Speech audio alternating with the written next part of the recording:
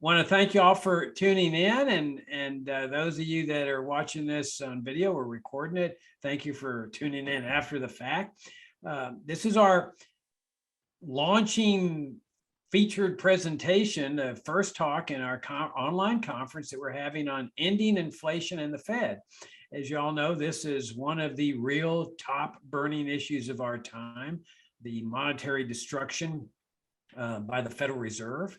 It's been going on for decades. We all see the rising prices today, but this has been going on for a long time.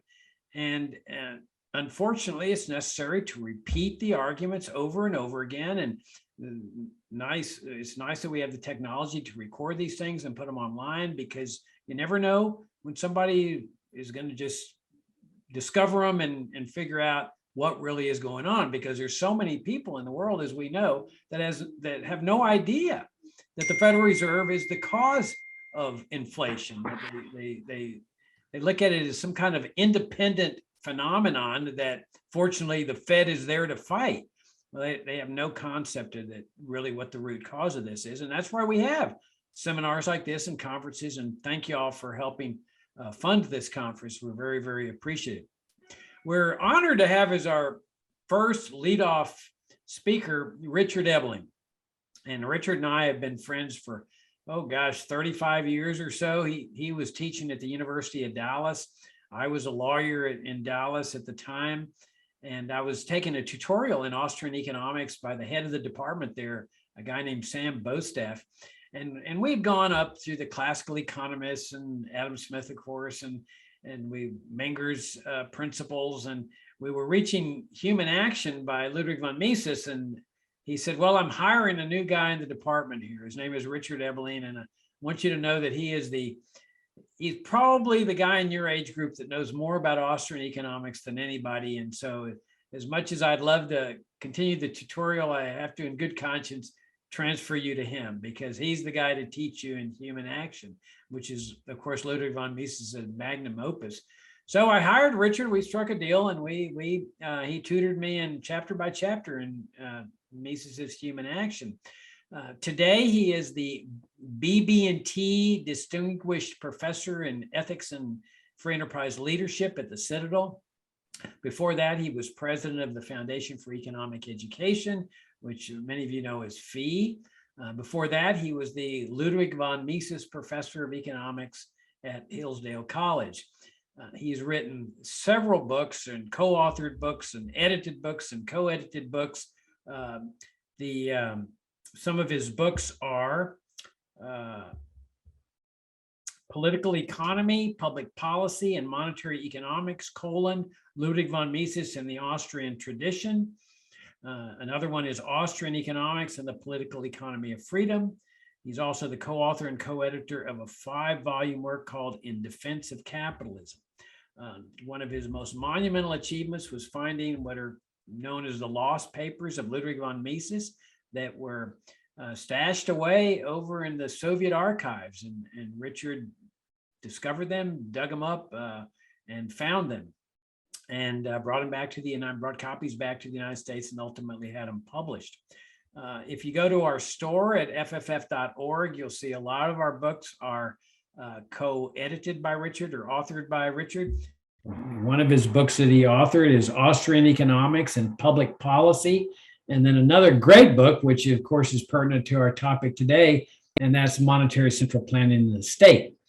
Richard and I co-host the Libertarian Angle every week, which is a show on the internet, half hour. If you haven't seen it, we invite you to come and watch it. We, of course, record it and then share it with readers in our FFF Daily, which is free for the asking, subscribe by subscription.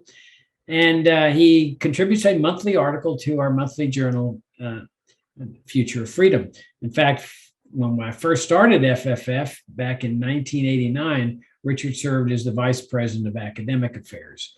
So it's with a big honor that I introduce to you Richard Ebeling. Richard, take it away. You just need to unmute yourself, Richard. Thank you, Jacob. Jacob gave a little bit of an introduction about how we met. When we do these things, it's actually ended up like a little shtick. So I have to give my part of the shtick before we begin.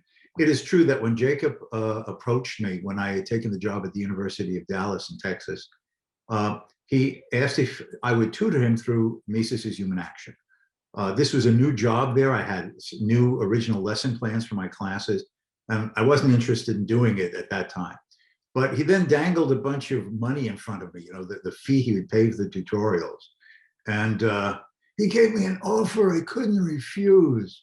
So I tried to be very diligent. I would prepare outlines of each of the chapters in Mises's Human Action to be ready to discuss them. And we started off that way. But virtually every session that we had, which was about an hour and a half once a week, it would end up where we sort of get off the topic and Jacob would want to say, well, where do you think libertarians should stand on this issue? And what's your view of that public policy problem? So it basically ended up talking about classical liberal libertarian policy issues in the context of sort of Mises's ideas in the background. And then he inevitably would say, well, why don't we go to lunch? And so like we'd go to a local, very tasty Mexican restaurant, and he would always pick up the bill. And this went on for quite a while. And then he announced one day that he was becoming program director at the Foundation for Economic Education Fee and that he was leaving town. And I was terribly depressed because basically this was a job with little work, great pay, and a free lunch. And he was leaving.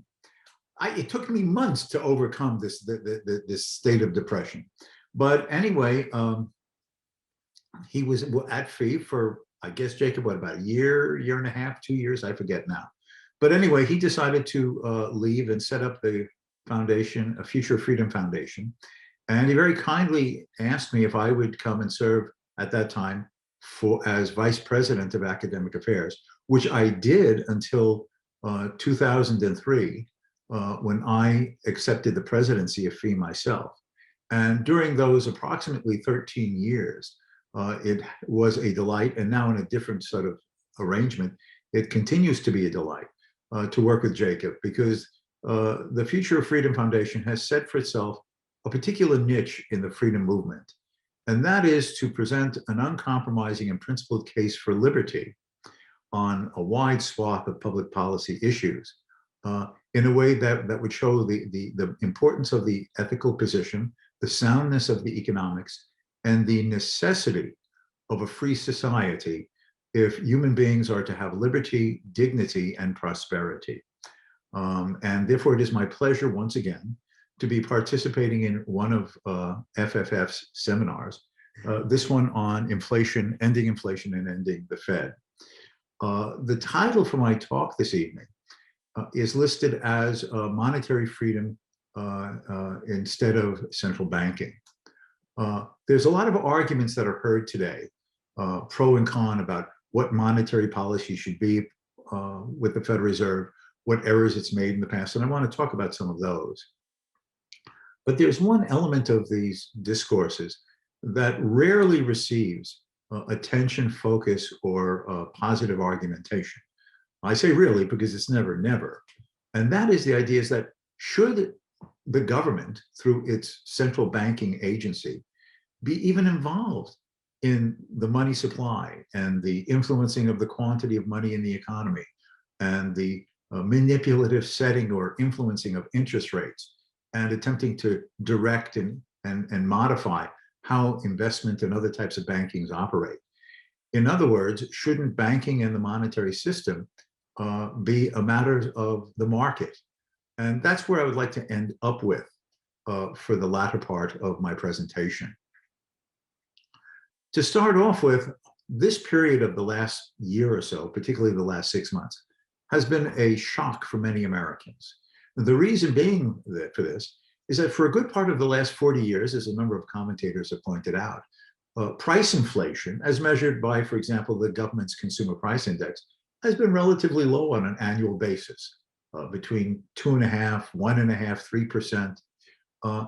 And while it is an irritant if you bought something last year for $100 and now it costs you $101 or $102, most people, particularly incomes rise slightly, There's improvement in the goods and services that you're getting for your money. It's an irritant, but you just let it slide, a relatively low average general price level increase.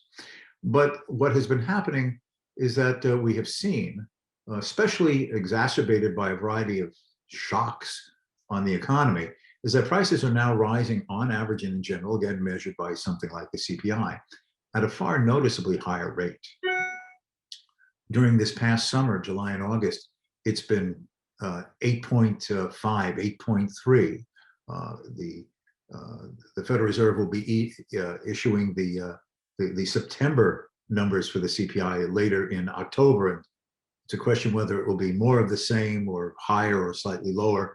But the fact is that now, what this is basically saying is that something that you paid $100 for a year ago would now be costing you over $108.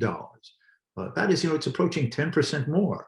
And that gets people's attention, particularly if you disaggregate the consumer price index into its own government constructed components, energy, various food items, entertainment, services, automotive, transportation, and so on and so forth. Some of these individual subcategory prices have been rising at 12%, 15%.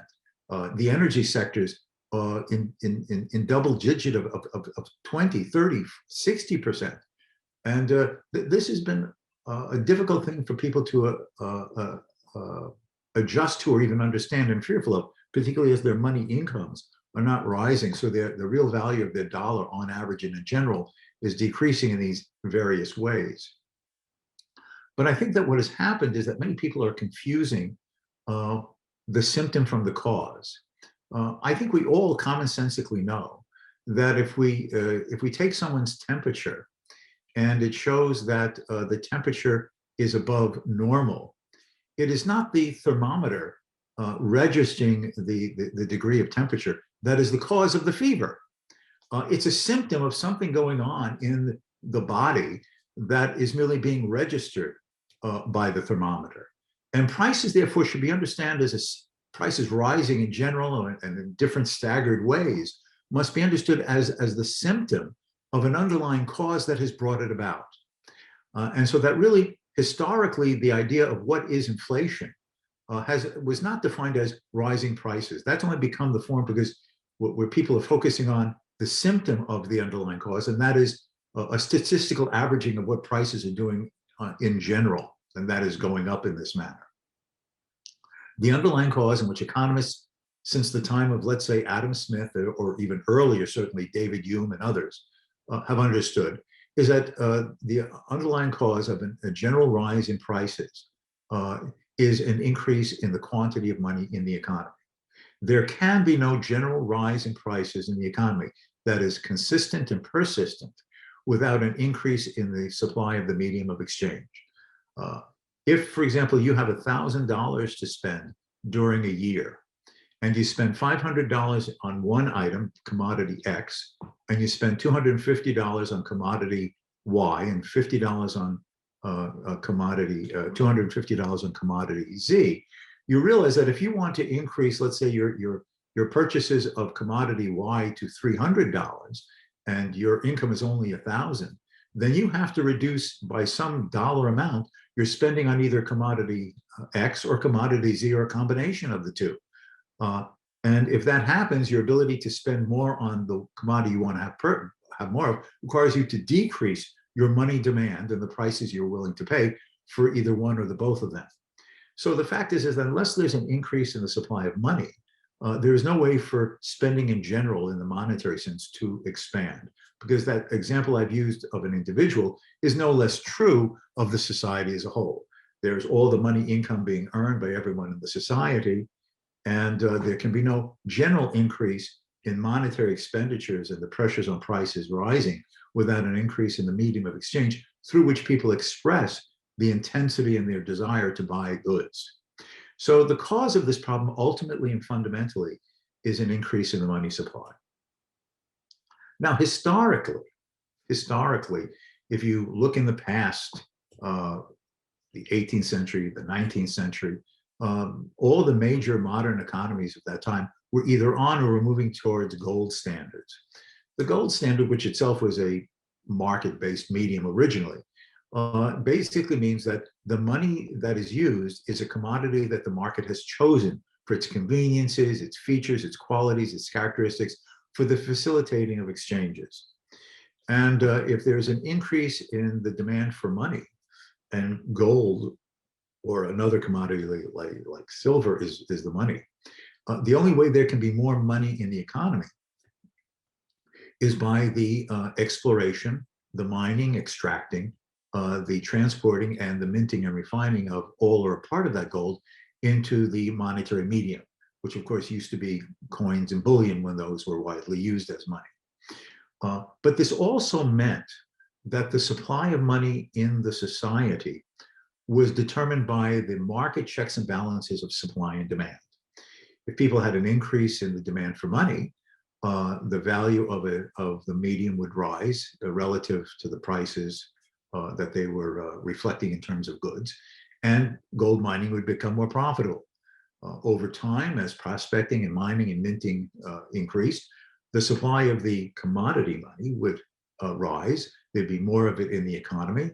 People would have more to spend on the things they desired. Prices would rise, and the value of the unit of gold would decrease. And that itself would act as a check on diminishing the profitability, all other things held given, of any further intensive gold mining. So the money, the amount of money in the economy was kept in a check and a balance by the market forces of the demand for gold money and the supply and the ability of providing supply of gold money in the society. It could not easily be manipulated or diluted by the government itself. Were there instances in which this was done? Well, ancient history. There's the caricature of the ancient world with the prince or the king, who would call in all of his subjects' coins to be reminted, supposedly to assure their fineness and reliability, and they would be melted down and new coins would be minted, but the king would be whispering into his minter's ear, "It's supposed to be an ounce, but only make it 9/10 of an ounce of the actual gold. Keep the 1/10 out and put all those little 1/10s together and mint me special coins for me to be able to spend without having to directly tax my subjects because they might object to the increase in taxes." And therefore, that's how kings and princes of the ancient times would basically debase the currency, and that sort of historical imagery of it. But basically, this kept money out of the easily and directly manipulatable hands of the government. This changed, to make a very long story short, in the 19th and then certainly into the 20th century with the establishment of modern central banks. That is a monetary institution, either directly owned or set up as some type of parallel agency by a government, to be responsible for the minting and the supplying and the controlling of the money supply. Now, as long as there were gold standards, that acted as an external check. But with the coming of the First World War in 1914, virtually all the major countries involved in that conflict, whether they be on one side of the war or the other, basically, quote, went off the gold standard, precisely so they would have their central banks, respective central banks, have the ability and the power to basically, in some direct or sometimes indirect ways, increase the respective paper money supplies to facilitate the expenditures that government had to undertake to finance its war expenditures. All of these belligerent countries faced severe wartime inflations to one degree or another, certainly severe by the historical standards of the earlier decades of the 19th century. And sometimes they tried to hide it with wartime price controls, but it was always at work there. When the First World War ended, there was a halting and inconsistent and half-serious attempt to return to gold-like standards. But the fact was that these were no longer the basically autonomous-like gold standards of the 19th century, not pure, non-politically influenced, but not as unmanipulated as the 19th century. And as a consequence, increasingly, and certainly with the coming of the Great Depression and the belief that government had to take over the paternalistic planning of entire societies in one form or another to get people reemployed and out of the depression, basically one country after another just went off even these residues and half consistent gold standards. So that by the certainly the early and certainly the middle decades of the 1930s, virtually all the major countries of the world had, in one form or another, given up the gold standards and placed arbitrary and virtually complete manipulating power over the supply of money created in the society to their respective central banks, with the governments looking over their shoulders to see that political pressure saw more or less that it was done the right way. This is the history of the American central bank as well. Again, a long story short, before 1913, we did not have a central bank. We had a strange form of banking system compared to a free one, but we did not have a central bank. But through an act of Congress in 1913, the Federal Reserve System was created. As a result of this, in early 1914, the Federal Reserve opened its doors as the chartered institution given the authority to control the money supply, manage the money supply, and oversee the banking system, with the goal being to assure a stable and reliable monetary standard and a functioning and stable banking system. But almost immediately that was overthrown to the wind, because while the war in Europe started in 1914, we joined the war in April of 1917. And for the year and a half that we were in the war, basically the Federal Reserve just opened the floodgates of creating money and financed, if I recall correctly, about 40% of the US government's wartime expenditures to fund its expeditionary participation in the war against Germany.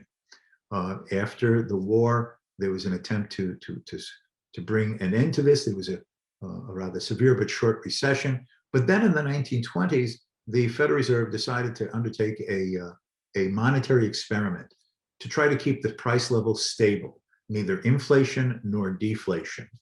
But the end result of this manipulation of the supply of money and the necessary accompanying manipulation of interest rates to try to, quote, stabilize a general price level was that it set the stage for the Great Depression that began in late 29 and began snowballing in 1930. This, of course, was then exacerbated with the government interventions of first the Hoover administration and then a multiple of such interventionist and planning schemes implemented by Roosevelt's New Deal, including briefly until the Supreme Court ended it, the attempted imposition of a fascist-like planned economy over the whole US economic system. And then the floodgates were opened again during the Second World War, with the Federal Reserve just printing as much money basically as the government found it needed to finance its war expenditures over whatever the much larger amounts of money it was taking in as direct taxes. And in the post-World War II period, the Federal Reserve, again, regardless of what administration was in power in Washington, regardless of the ideological currents of a, quote, an American liberal president, a supposedly conservative president, the Federal Reserve has just continued its way of attempting to micromanage the macroeconomy, the level of employment, the level of growth and output, the level of prices in general. What the result is that through the 1950s and then into the 1960s, we had a series of roller coaster recessions and inflations. That then exploded again in the 1960s with Lyndon Johnson's attempt to have guns and butter with both the Great Society welfare programs and the funding of the Vietnam War.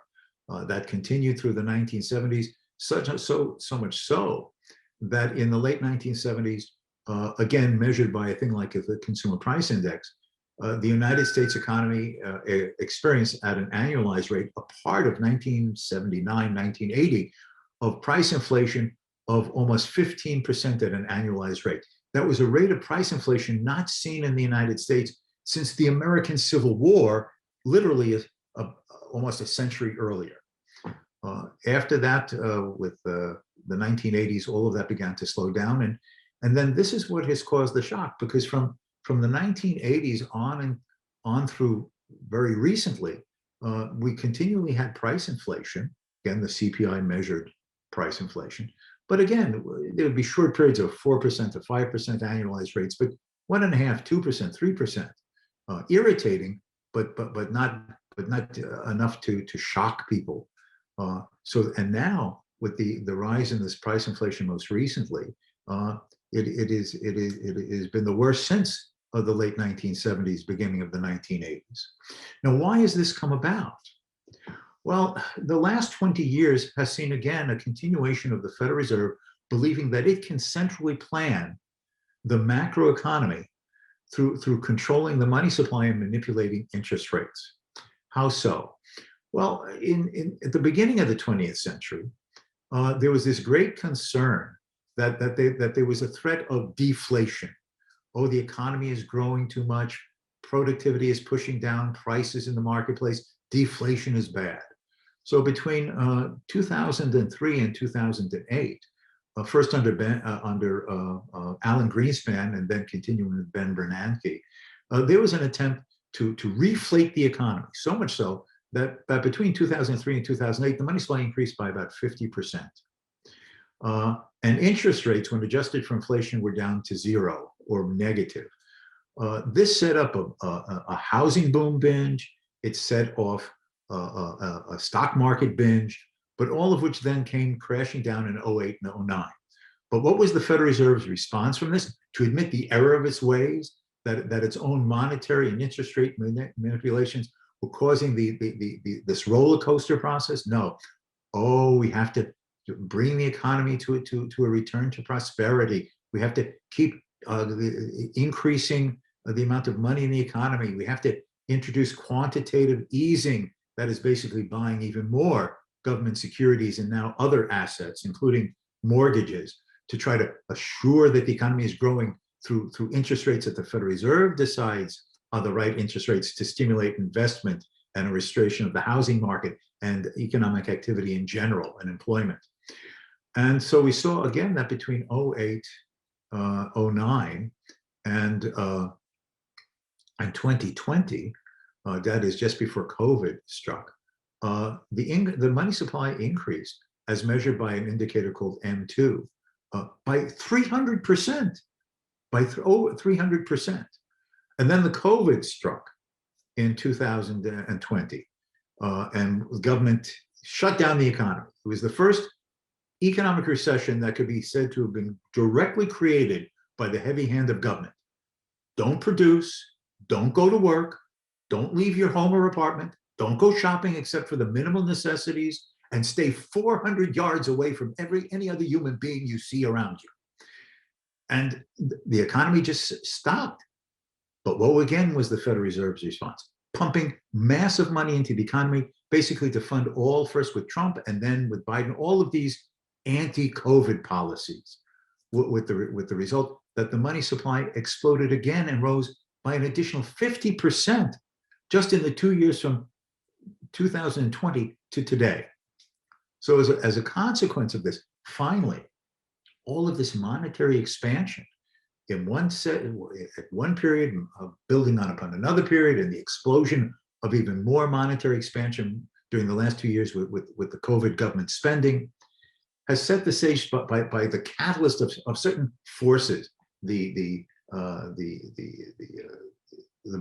outbreak of the war, this disrupting of supply chains, first by the COVID lockdowns, and then exacerbated because of the sanctions and the loss of food supplies from Russia and Ukraine that went so much to certain countries around the world, the wheat supplies. Everything has suddenly come tumbling down, and finally all these prices have started rising. Now, at the bottom of the day, you could go through this and say, well, the Federal Reserve should have done this, and the Federal Reserve should have done that, and let's learn from our mistakes, and we won't do this again. But the heart of the problem is it can't be cured. It can't be cured because the Federal Reserve can't do something that is beyond the human capacity to do, and that is to centrally plan an economy. This year, 2022, is the 100th anniversary of the appearance of a very famous book by the Austrian economist Ludwig von Mises, a book that, in its English translation from the original German, is just called Socialism, an Economic and Sociological Analysis. And the heart of Mises's critique of socialism was that it is institutionally impossible for a central planning agency to have the knowledge, ability, and capacity to centrally plan an economy. Once you have done away with the markets, once you've done away with competitive interactions of supply and demand and eliminated a market-based price system that is telling people what things are valued, what things would cost to produce, and what prices would bring the two sides of the market properly into balance, and constantly readjusting and rebalancing in a dynamic world in which change is always occurring. If that's true, that the government can't plan successfully the manufacture of shoes, bananas, glasses, cups of coffee, then why should we expect that government should have the ability to centrally plan what should be money, how much money should be in the economy, what interest rates should be? Interest rates are a price. Anyone who's either read a bit on their own or taken an elementary economics course knows that the very purpose of the interaction of market supply and market demand is to competitively find that array or network or set of prices that would be tending to assure that all the demands of people for goods is tending to be brought into a coordinated balance with all the potentials of supplying those goods by entrepreneurs who are attempting to satisfy consumer demand in the pursuit of earning profit in their own interests. Are mistakes made along the way? Do the markets get in and out of balance and coordination because of changes that are constantly going on? Yes, the actual full coordination is sort of like a bit of a moving target. But that is the purpose of prices. And anyone who's looked at it, read on their own, or taken an economics course learns that elemental, but no less foundational true point about how markets and prices work in the economy. That's what interest rates should be. Interest rates are meant to bring two sides of the market together. The willingness of some people to save a portion of their incomes and supply it to others as lendable funds, and those who want to demand other people's savings as borrowers based upon, generally, the profitability of potential future investments. And the two sides of the market are brought together through a network of various and sundry prices having to do with maturity and risk and a variety of other factors, an array or a network of interest rates that the market should be setting. Now, just as the government manipulating or setting a price for any other commodity or service is going to potentially throw it out of balance, the price too high and creating a surplus, the price too low and creating a shortage. But either way, the two sides of the market out of whack. That is no less true with the financial markets. The whole purpose of interest rates is to bring the two sides of the market into a coordinated balance as best as the imperfections of an ever-changing world allows people trying to do the best they can to come about. Now, but the Federal Reserve does not view interest rates as a market price. It views it as a manipulatable policy tool. Oh, we want to stimulate this much investment.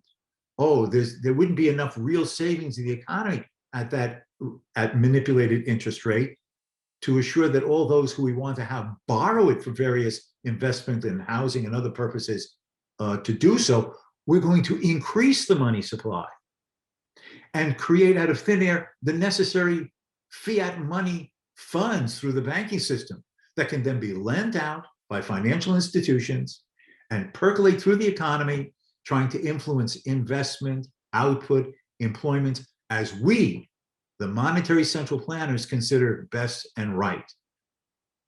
But they can't, because only the market knows what are the right and most profitable and properly directed investments based upon judgments as to what would it really cost to borrow a portion of the real savings in the economy.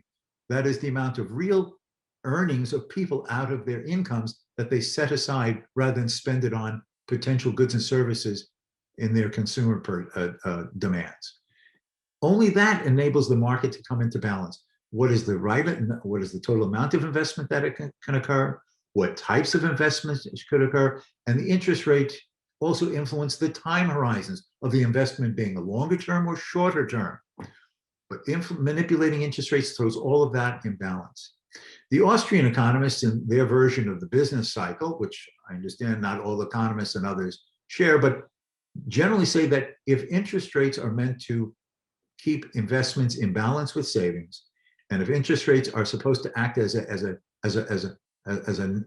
regulator on the horizons of investments, which almost all economists would accept, because interest rates determine the present value of future and longer and shorter term investments, you realize is that influencing and manipulating interest rates has to throw both the supply and demand out of whack and the proper time horizons consistent with the available real savings of the economy to sustain those investments.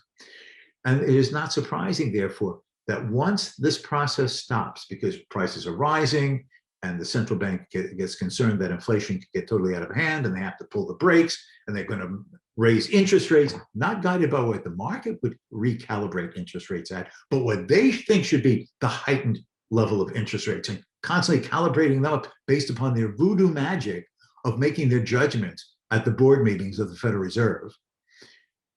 They're just going to be setting the stage for overshooting, continuing to undershoot, to attempting to influence what gets invested and where and for how long, in ways inconsistent with allowing the market to discover, because only the market knows this. And what does the market knowing this mean? All of us as individuals interactively generating the demands and the supplies and the interest rates, the prices of borrowing and lending, as the composite outcomes of all of our individual choices, decisions, and judgments and valuations. So this is inescapable in this. This is how we've gotten into this mess, and it is impossible to get out of it. It is necessary to move away from a system of government micromanaged monetary and interest rate manipulation to a situation where this is taken out of the hands of the government. Now, what does that mean? What does that mean?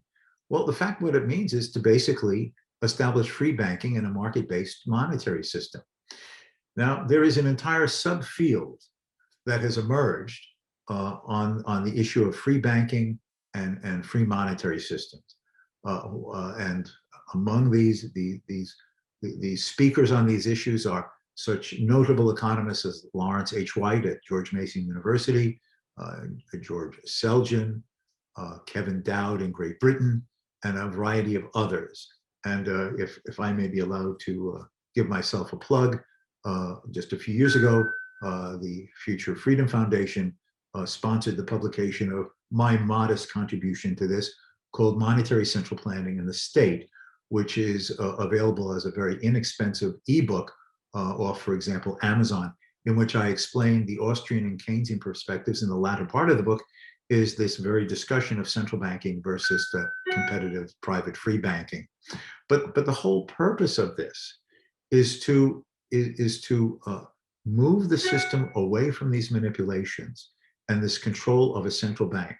The same way it was necessary in former Soviet socialist type economies to privatize industries, get government out of government ownership and control of agriculture, to allow prices to determine the coordinated patterns of supply and demand. As they attempted to do this in the former Soviet bloc countries and those part of the former Soviet Union, which were able to get out of Russia's influencing net, such as the Baltic republics, Estonia, Latvia, and Lithuania, and so on. But it has to be the privatization of this. Now, the first task of this is to end government monopoly control of money. Allow Americans legally and contractually to use any money they want. And the government has to end legal tender. It can't specify what it views as lawful money. It must be a situation in which, as a first step, people decide what they want to deal with, either in all of their exchanges, or some exchanges using one form of market-based money, other exchanges another form of market-based money, and all contracts freely and honestly entered into by the parties, the courts will just recognize as the money. And that is it. Now, the next step would be is to allow banks to take deposits in all of this, and to then, if they choose to start issuing their own notes representing depositive sums of this money, so that slowly but surely there are parallel monies, parallel currencies, parallel alternatives to the government's monetary monopoly. And then just leave it to people. Stop printing dollars in either their literal or their virtual forms. And if people want to continue to use dollars, fine. That's a person's choice as well. But at the same time, if people slowly want to move out of dollars, the government's dollars, and just want to use any or a variety of these alternative market-based currencies, just let them. Now, a lot of people then raise the issue, but can the market do this? And of course, banks would be in competition with each other, issuing notes of various sorts based upon the deposits that we, the private depositors, leave with them as claims to the real money underlying it. And as a consequence of this, any bank that attempted to try to increase its profit margins by making more loans with just issuing notes than the community was willing to use and to hold would come back to the bank for redemption, either directly by depositors making withdrawals or through what's called the clearinghouse. That is, other banks who are holding one the currency notes of one bank making a claim to turn them in for the core base money in a correction of clearing the accounts. And as a consequence, each bank would be checking and balancing each other. Could there be mistakes and errors? Should a bank make bad mistakes? Undoubtedly so. And I'll even go further. Will there be crooks and charlatans? No doubt. The world has had crooks and charlatans since ancient Greece, ancient Rome, ancient Egypt, ancient China, ancient everything. So there's always going to be con men and hucksters. The question is that do we want an institutional system that minimizes the potentials and the dangers and the damage that a crook and a huckster does who isn't caught and stopped from doing it? Or do we want a central bank when the government manipulators, I'm controlling myself in not saying hucksters, but the government political paternalists, when they make a mistake, it doesn't affect one little segment of the market in which the huckster is operating. Their mistakes affect the entire economy. They're controlling the whole money supply.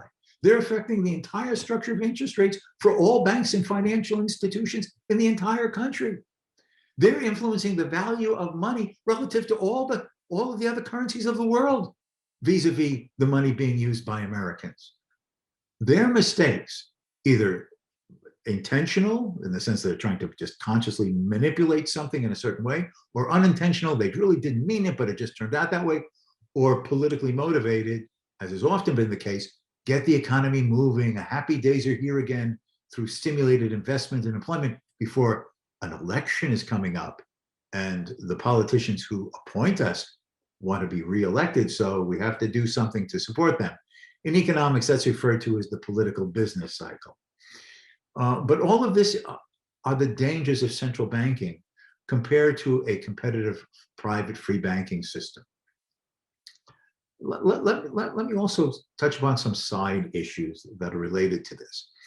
And that is that government itself would have to be more honest to its citizens if it didn't have a central bank to finance its borrowing. And why do I say this? The fact is that throughout the 19th century and even into the early 20th century, to use a phrase used by economists like James Buchanan, the famous Nobel Prize winner economist and developer of public choice theory, in the 19th century, America and even countries like Great Britain followed what were called unwritten fiscal constitutions. And the unwritten fiscal constitution is that government should balance its budget. There could be national emergencies, usually in the 19th century is a war, and the government immediately needs more money than it can easily take in taxes, so it borrows. But when the crisis passes, it would be expected to run budget surpluses to be bringing down the debt, with the norm being a balanced budget. The advantage of a balanced budget, it was argued, was that when the budget has to be balanced, any program, either new programs offered or an increased program suggested, the politician making these proposals has to explain where the revenues are going to come from to fund it. Which taxes will have to go up?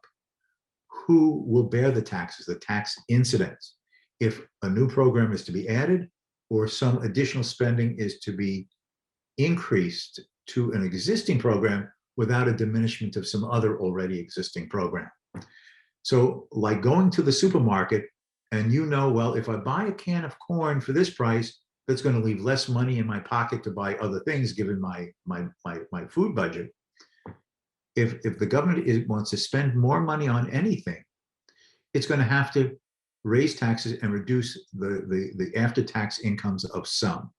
And you can decide as a voter, as a taxpayer, do you think what the government is offering to increase spending on or to add as a new program is worth it, given that the burden of the taxes are going to have to fall on the taxpayers and in some form of incidence of who bears the proportional burdens of it. So it's honest, it's above board, it's transparent. But beginning in particularly the 1930s with the coming of the Great Depression and then the arguments of the Keynesians, that government should not balance its budget on an annual basis, but should balance its budget over the business cycle, run deficits during bad years, run surpluses during good years, and then it all sort of balances out in the long run. But as Buchanan and others have pointed out, this is political naivete. Once you broke the balanced budget rule, it became advantageous for politicians to constantly be able to rationalize, oh, we need to spend on this. Oh, we spend on that. Oh, we're spending this. And we don't have to raise taxes. We can just run bigger budget deficits. Now, if the Federal Reserve is not there, a central bank is not there to accommodate that, the government can borrow. But its borrowing is adding to private sector borrowing, and that will tend to nudge up the cost of borrowing. Interest rates will be nudged up due to the addition of government borrowing in the financial markets. And that has its own then negative effects on private sector borrowing, crowding out as it's sometimes referred to. So there are limits to that. But if running budget deficits are okay, because there's always a justification to keep the economy on an even keel, keep employment high, a certain target of growth and improvement. And the Federal Reserve is willing, able, and institutionally allowed to buy government securities in our system in the secondary market, and then create new money in the process of buying them up and adding those government securities to its own investment portfolio, then the money can just be created in any amounts necessary and politically advantageous to fund any amount of government spending that the government wants to undertake without having to tell the people immediately the truth of what it's costing, because it's all with borrowed dollars, which wouldn't have to be paid back until some future tomorrow when those politicians will be out of office. And who knows whether you'll be alive at that time, or even if you are, what fraction of that burden to pay it off will now fall upon you. It's not clear what the cost is while the politicians are after all the government spending benefits in the here and the now. The central bank and its ability to do these things accommodates the political and spending irresponsibilities of those who hold political office. And the central bank serves as the accommodating tool to just crank it out, crank it out, crank it out. Of course, it's all virtual now on computer screens, but the concept is the same as when it used to be literally crank it out, crank it out, crank it out. So a central bank facilitates that abuse and destruction of the monetary system in the name of funding government largesse to serve the interests of politicians who want to get elected and assure their reelection over and over and over again. This is part of the dilemma that we're in, and has enabled both the now $1 trillion a year deficits to go on, and according to the Congressional Budget Office, as far as the eye can see into the future, and this massive growth of national debt, which now is well over $30 trillion. This has all been due to government having a monetary printing machine that has enabled it to hide the real cost of all that its political programs are going to be costing, both in the present and certainly with the debt burden in the future. These are all the reasons why it is necessary to get government out of the money creating business, to get government through its central bank out of the interest rate manipulation business, to allow markets to determine what is the money, how much money, through those interactive forces of supply and demand, through some type of a commodity money in the historical sense, to have the market determine what are profit-worthy and credit-worthy investments, rather than the government manipulating that as it's done in the housing markets with assuring guarantees on mortgages. That created the housing bubble and then burst in that finally came crashing down in '08. And now all of these additional investments that have been built up, and the stock market, which is clearly going through a severe correction, all facilitated with this funny money. So at the end of the day, if we are to have a real free society, it is absolutely 100% essential that we have as our target, our point on the horizon, our optimal policy goal is a situation in which the Federal Reserve, a central bank, has been eliminated, repealed, and that a path in the nearest and shortest time possible is made open to the market-based supplying of money, financial institutions, and the setting of supply and demand. That is the future that we have to have. And besides, I would suggest, besides its economic value, it is ultimately ethical. And why is it ultimately ethical? Because then we are not subject to the immoral attempts of politicians to buy votes, to distort people's lives, give subsidies and other things that give people false senses of security, which inevitably come crashing down. So what does America, what does in fact the world need? Monetary freedom and the end to central banking. Thank you very much. Okay, thank you, Richard. That was absolutely excellent. We're going to wrap up at 8 o'clock, and we've only got about 7 minutes left, so we only got time for one, maybe two questions, but we got a few, so let me just start in the order they came in. What was the thinking behind the anti-gold standard movement in the U.S., whose proponents argued that America should not be, quote, crucified on a cross of gold? I guess he's referring to William Jennings Bryan famous talk.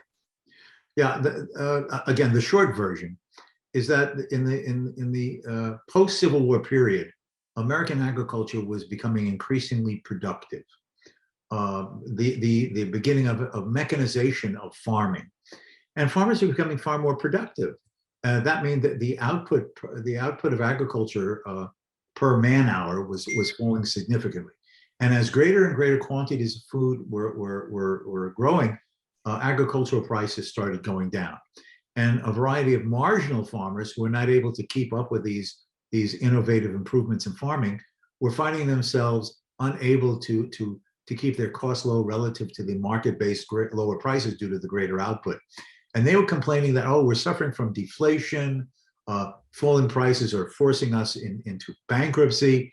We have to get the economy just off gold. We have to put money into the economy, get prices high, profits going again, particularly for farming. And at that time, the idea was to add the silver to the national official money supply, to gold, so there could be an expansion of the money supply. It was an attempt basically to serve the interests of farmers who were finding it difficult to adjust to modern industrial agricultural farming. Okay. Who were the winners and losers when Paul Volcker raised interest rates to 20% in 1980 to 81? That is a very interesting question. That is a very interesting question.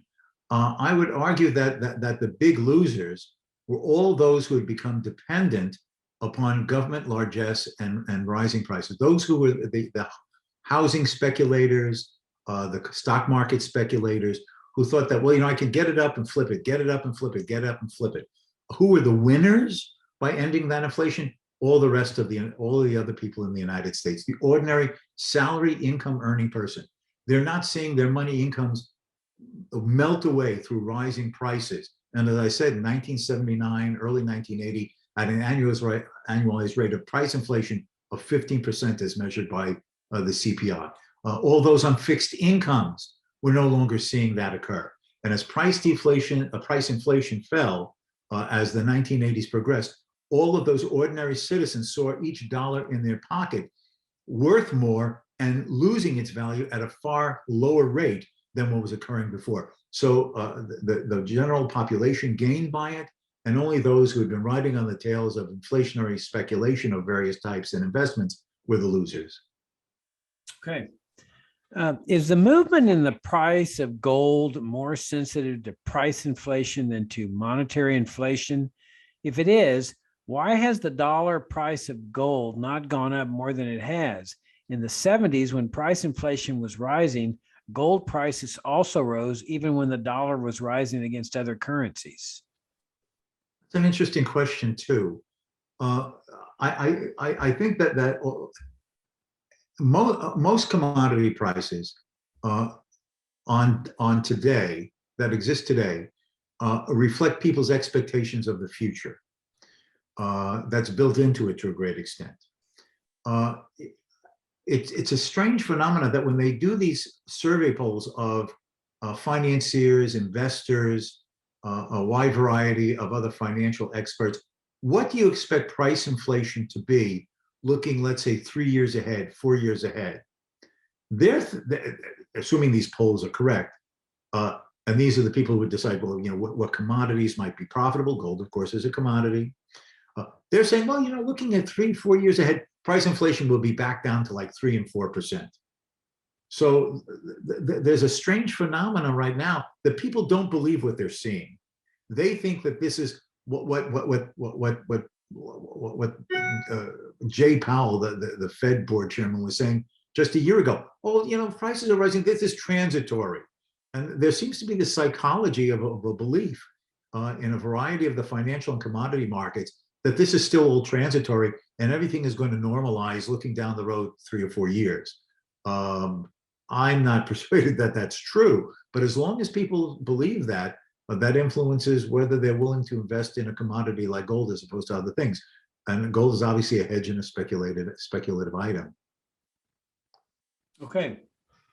Have you heard of Ithaca hours? What do you think about such a currency based on labor? I'm a commodity based upon labor is a problem because the value of a currency, as the value of any commodity, has nothing to do with the labor that's gone into it. Any commodity has its value based upon the value that people see in it for their own consumer or production purposes. And the idea that you're going to link it by a number of hours worked or the value of labor put into some commodity, I'm not persuaded. I believe that, and I don't believe the market would select it. I know there's all the talk about cryptocurrencies and everything, and I will not be surprised if some forms of such virtual monies would be part of a free competitive monetary system. But I think at the end of the day, maybe I'm just the traditionalist in me. I'm an old fogey. I think that at the end of the day, a free competitive banking system would still be connected in core ways to the traditional forms of commodities such as gold and silver and some others perhaps. Okay, final question, then we'll wrap it up. At the risk of sounding trite, in the light of all that was shared today, for which I extend sincere thanks, who owns the Fed? That's an interesting thing too. Now, okay, technically the member banks, which means basically every bank in the United States, is a quote shareholder in the Federal Reserve. But let's not forget, basically the US government owns the Federal Reserve. And why do I say it? Well, it's chartered by the US Congress back in 1913. The Board of Governors are like an ambassador to a foreign country, nominated by the president and confirmed by the Senate. To my knowledge, all the people who work at the Federal Reserve have civil service status in the pecking order of the civil service system. So basically, it is a quote in quote marks an independent government agency. Now it is so much who owns it, it's who benefits from it. And it's basically the big banks. The big banks get all of this extra loanable funds. They get to make loans and make money through interest rates that are non-market interest rates. They're able to walk away with huge sums of money. So basically the gainers are the insider larger banks who are able to take advantage of being close to the spigot of where the money comes out. I'll just make one other point. Back in 08 and 09, I was following a lot of this that was going on rather closely because I was then working as an economic analyst part of the time for the American Institute for Economic Research up in Great Barrington, Massachusetts, as a resident there. And And part of it, I was following the employment statistics as the economy is going down. Oh gosh, the housing market, oh, employment is crashing there. Oh, retail industries, people don't have money to spend. Oh, the employment is crashing there. Two areas of the economy saw virtually no decrease in the levels of employment. The government, the federal government, in fact, employment went up. And the financial markets. If you looked at their monthly, employment levels of the financial sector, it looked like nobody lost their job from the chief executives to the teller at a bank. So they're impervious because why? Oh, they're too big to fail because they're so important. So it's the insider large corporate banks who are able to take advantage to being close to the monetary spigots. All right. Well, that wraps things up. Richard, thanks for the great talk. Thanks for the great questions. Thanks for tuning in, everybody. Hope you join us next week. We've got Murray Sabrin, who's going to be talking. Murray's a great presenter himself. He's written he's written several books, but two of his books one is Why the Fed Sucks. And then he's written another book on the boom bust cycle that comes with what Richard talked about tonight. And that's what he's going to be talking about next week. Same time, same station. Richard, thanks again. Everybody in the audience, thank y'all. And we'll see you next week.